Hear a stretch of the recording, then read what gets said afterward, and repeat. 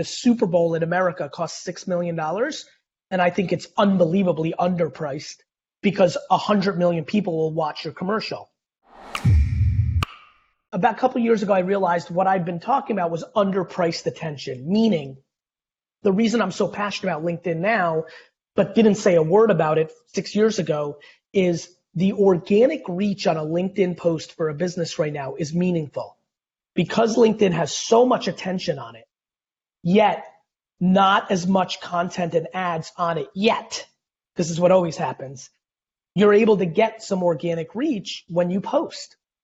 To me, that is the holy grail of marketing. When you're getting people to know about your business or you, and it costs you less, AKA either zero on organic reach, or why Facebook became so big when you can spend $50 and get people to see it. One of my issues with LinkedIn has been that there's a floor on the CPM, on the cost. There's a $2 floor, not a 5-cent floor. So I want to take advantage of, the long tail of targeting. So every time I see my LinkedIn counterparts in the US working with my media, it's funny. It's like an ongoing joke because I think you can tell by the tone I've had here. I'm such a fan of LinkedIn, but in one very specific place.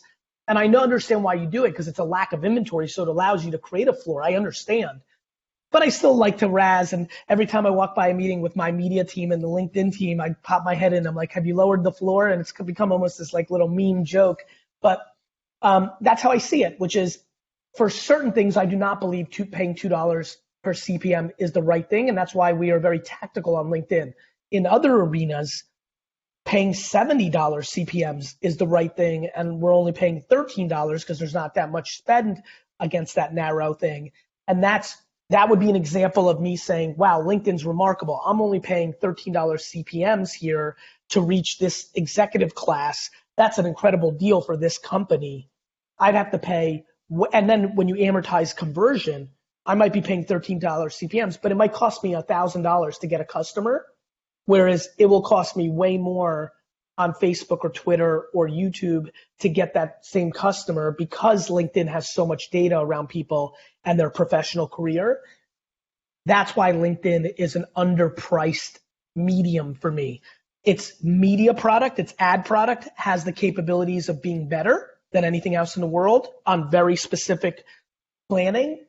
And then on top of that, it also has organic reach that I don't see from anywhere besides TikTok right now, and obviously two very different audiences. So underpriced attention to me is things like the Super Bowl in America costs $6 million, and I think it's unbelievably underpriced because 100 million people will watch your commercial. Meanwhile, I think a regular commercial on the telly is overpriced because there's assumptions about GRPs and Nielsen ratings that I just know are not true in common sense. Facebook organic used to be the greatest thing in the world. It doesn't even exist anymore. It's an ad product.